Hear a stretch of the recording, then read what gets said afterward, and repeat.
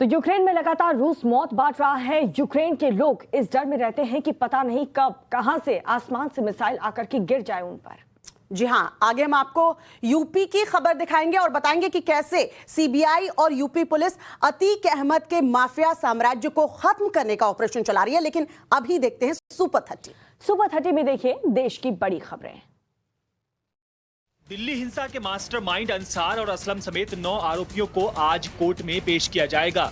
इससे पहले कल रोहिणी कोर्ट में अंसार की पेशी हुई थी, जहां से जज ने उसे असलम के साथ 1 दिन की पुलिस रिमांड में भेजा था। कोर्ट में हिंसा का मास्टरमाइंड अंसार अपनी अकड़ और हनक दिखाते हुए पुष्पा स्टाइल में कैमरे में कैद हुआ। मैं कसूरवार हूं, छोड़ दो। सुनवाई के बाद टाइम्स नवभारत से अंसार ने खुद कहा कि मैं गुनहगार हूं। दिल्ली के जहांगीरपुरी में हिंसा के बाद अब हालात सामान्य है।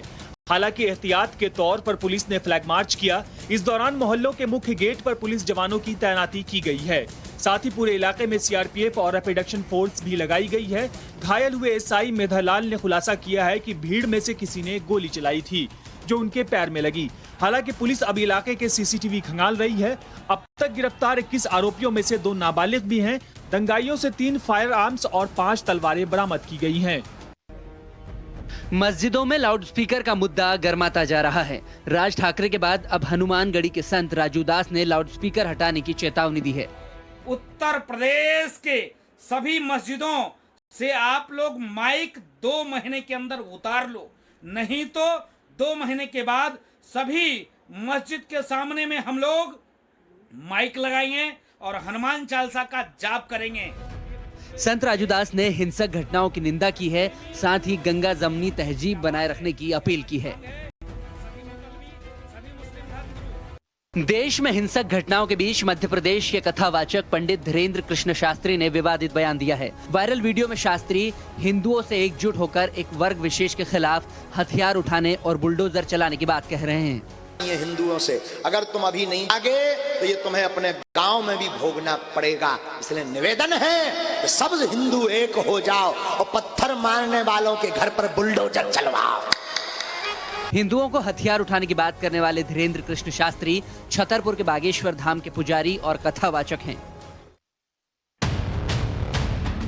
देश में हिंसक घटनाओं के बाद हो रहे बुलडोजर एक्शन का मामला अब सुप्रीम कोर्ट पहुंच गया है।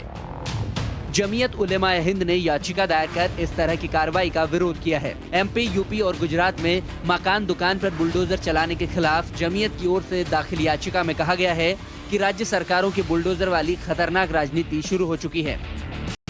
ये मांग की गई है कि कोर्ट सरकारों को आदेश दे कि अनुमति के बिना किसी का घर और दुकान न गिराया जाए। और चलिए सुपर 30 में वक्त हो चला है पॉलिटिक्स से जुड़ी कुछ खबरों पर नजर डालने का।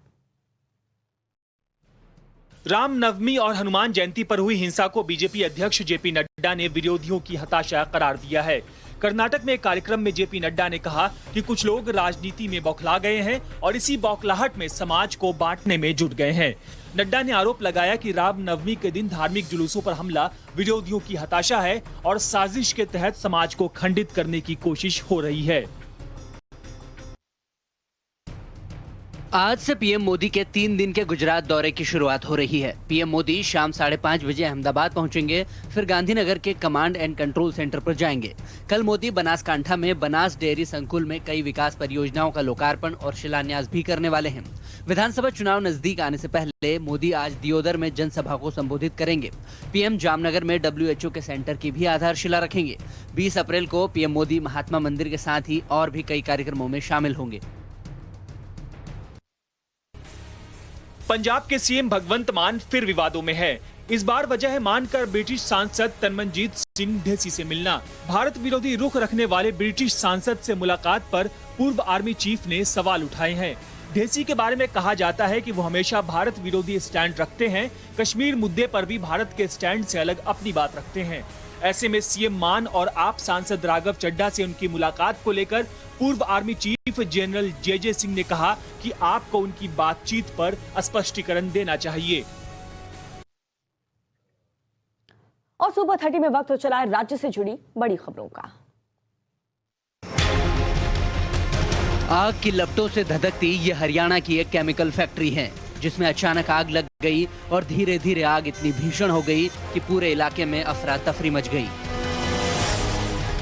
सोनीपत के कुंडली से आई इन तस्वीरों में देखा जा सकता है कि किस कदर फैक्ट्री से आग की लपटें और धुएं का गुबार उठ रहा है। पुलिस ने बताया कि आग पर काबू पाने के लिए दमकल की करीब 50 गाड़ियां मौके पर पहुंची थी, जिनमें फायर ब्रिगेड की कई गाड़ियां दिल्ली की भी थी। देश की रक्षा के लिए हरियाणा के जवान निशान सिंह ने अपना बलिदान दे दिया। कश्मीर के अनंतनाग में आतंकियों के साथ लोहा लेते वक्त सिरसा के शहीद का पार्थिव शरीर जब उनके गृह गांव भावदीन लाया गया तो सूचना मिलते ही आसपास के गांव के लोग इकट्ठा हो गए। भावदीन टोल प्लाजा पर हजारों लोगों ने शहीद को श्रद्धांजलि दी। 2 महीने पहले ही 26 साल के सैनिक निशान सिंह की शादी हुई थी। ऐसे में जब पार्थिव शरीर घर पहुंचा तो सभी की आंखें नम थी, लेकिन नेताओं और अफसरों की मौजूदगी में सभी ने उनकी शहादत को नमन किया। किसानों को रौंदने के बाद अब लखीमपुर खीरी पार्ट 2 सामने आया है, जहां एक विधायक की स्कॉर्पियो ने 2 युवकों को रौंद दिया है। लखीमपुर खीरी की पीलीभीत बस्ती रोड पर विधायक लिखी स्कॉर्पियो से बाइक सवार 2 युवकों की मौत हो गई। विधायक लिखी गाड़ी सदर एमएलए की बताई जा रही है। हालांकि अधिकारी अभी इसकी पुष्टि करने से बच रहे हैं। पुलिस का कहना है कि गाड़ी किसकी है, अभी इसकी जांच की जा रही है। यूपी का माफिया अतीक अहमद जेल में है और अब पुलिस और सीबीआई की टीम अतीक अहमद के छोटे बेटे मोहम्मद अली अहमद की तलाश में छापेमारी कर रही है। प्रयागराज पुलिस ने मोहम्मद अली अहमद के ऊपर इनाम की राशि 25,000 से बढ़ाकर 50,000 कर दिया है। अपने रिश्तेदार प्रॉपर्टी डीलर से 5 करोड़ की रंगदारी मांगने के मामले में अली अहमद फरार चल रहा है। इसके अलावा अतीक अहमद का एक और बेटा उमर भी फरार है, जिस पर सीबीआई ने 2 लाख रुपए का इनाम रखा है। स्वास्थ्य विभाग की ओर से जारी किए गए आंकड़ों के मुताबिक दिल्ली में पिछले 24 घंटे में कोरोना के 517 नए मामले दर्ज किए गए हैं।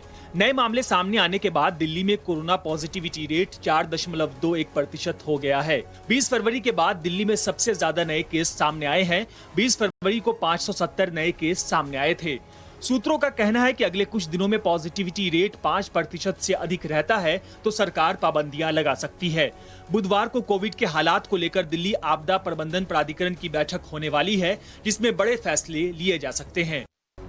अगर आप दिल्ली एनसीआर में रहते हैं और टैक्सी या ऑटो का इस्तेमाल कहीं आने जाने के लिए करते हैं तो ये बात जान लें कि आज से दिल्ली में ऑटो और कैब वालों की हड़ताल है। ऐसे में घर से दफ्तर, स्कूल या कहीं और जाने में आपको परेशानी हो सकती है। पेट्रोल, डीजल और सीएनजी की बढ़ती कीमतों के खिलाफ दिल्ली में टैक्सी, कैब और ऑटो यूनियन आज से हड़ताल पर जा रहे हैं। हड़ताल का ऐलान 2 दिन के लिए किया गया है, लेकिन मांगे पूरी नहीं होने पर यह अनिश्चितकाल के लिए हो सकती है। अलग अलग ट्रांसपोर्ट यूनियन पहले ही इसका ऐलान कर चुके हैं। और चलिए सुपर 30 में वक्त हो चला है अंतर्राष्ट्रीय खबरों का। यूक्रेन पर रूस का हमला लगातार जारी है। रूस की सेनाओं ने फिर खार्किव को निशाना बनाया है, जहां 5 लोगों की मौत हो गई है। यूक्रेनी मीडिया ने दावा किया कि यूक्रेन के दूसरे सबसे बड़े शहर में रूस के मिसाइल हमले में 5 लोगों की जान चली गई, जबकि 31 नागरिक घायल हो गए हैं। हमले के बाद कर्मचारी घायल लोगों के इलाज के लिए मौके पर पहुंचे। उधर रूस के हमलों की अब पोप फ्रांसिस ने निंदा की है। अपने संबोधन में पोप ने कहा कि हम बहुत खून खराबा और हिंसा देख चुके हैं। अमेरिका में फिर फायरिंग की घटनाएं सामने आई हैं। पेंसिल्वेनिया के पिट्सबर्ग में शनिवार रात एक पार्टी में गोलीबारी हो गई, जिसमें 2 किशोरों की मौत हो गई और 9 लोग घायल हो गए। वहीं साउथ कैरोलिना में एक शॉपिंग मॉल के अंदर रात को एक हमलावर ने अंधाधुंध फायरिंग कर दी। गोलीबारी की घटना में 14 लोग घायल बताए जा रहे हैं। बताया ये भी जा रहा है कि मॉल में घुसकर हमलावर ने फायरिंग की, जिसके बाद वहां भगदड़ मच गई। इस मामले में फिलहाल पुलिस ने 3 लोगों को हिरासत में लिया है। पाकिस्तान में नई सरकार आने के बाद क्या भारत के साथ रिश्ते बेहतर होने वाले हैं? ये सवाल इसीलिए क्योंकि पाकिस्तान के नए पीएम शहबाज शरीफ ने पीएम मोदी को खत लिखकर दोनों देशों के बीच शांति और सहयोग बढ़ाने पर जोर दिया है। साथ ही पत्र में उन्होंने दोनों देशों के बीच सामाजिक और आर्थिक विकास पर भी चर्चा की बात कही है। बताया जा रहा है कि पीएम मोदी के बधाई पत्र के जवाब में शहबाज ने ये खत भेजा है। इससे पहले पीएम मोदी ने शहबाज से आतंकवाद के खिलाफ कार्रवाई की उम्मीद जताई थी। सुपर 30 में आप देखिए खेल जगत से जुड़ी कुछ बड़ी खबरें। सनराइजर्स हैदराबाद ने पंजाब किंग्स को हराकर सीजन की लगातार चौथी जीत दर्ज की है। आईपीएल 2022 के 28वें मैच में हैदराबाद ने पंजाब के 152 रनों के लक्ष्य को 7 गेंदें शेष रहते ही 3 विकेट खोकर हासिल कर लिया। लेकिन इस मैच के सबसे चर्चित रहे युवा पेसर उमरान मलिक, जिन्होंने आईपीएल में इतिहास रचते हुए आखिरी ओवर मेडन फेंकते हुए 3 विकेट चटकाए हैं। हालांकि इस ओवर में एक रनआउट मिलाकर कुछ 4 विकेट गिरे हैं। ऐसे में उमरान ने तूफान बनकर पंजाब किंग्स की पारी को घुटने टेकने पर मजबूर कर दिया।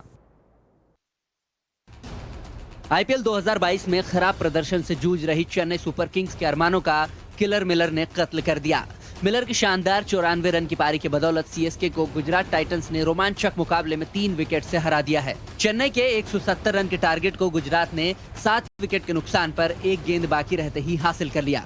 सीएसके की 6 मैचों में ये 5वीं हार है। वहीं आज आईपीएल में राजस्थान रॉयल्स और कोलकाता नाइट राइडर्स के बीच एक अहम मुकाबला होगा। मेघालय में एक हादसे ने उभरते टेबल टेनिस खिलाड़ी की जान ले ली। चैंपियनशिप में भाग लेने के लिए शिलोंग जा रहे तमिलनाडु के रहने वाले युवा खिलाड़ी विश्व दीन दयालन की मौत हो गई। भारतीय टेबल टेनिस महासंघ ने बताया कि 18 साल के दीन दयालन अपने 3 साथियों के साथ गुवाहाटी से शिलोंग जा रहे थे। तभी हाईवे पर तेज रफ्तार ट्रक ने कार को रौंद दिया, जिसमें ड्राइवर की मौके पर ही मौत हो गई। जबकि नोंगपोह सिविल अस्पताल में दीन दयालन को डॉक्टरों ने मृत घोषित कर दिया। उनके 3 साथियों का इलाज किया जा रहा है।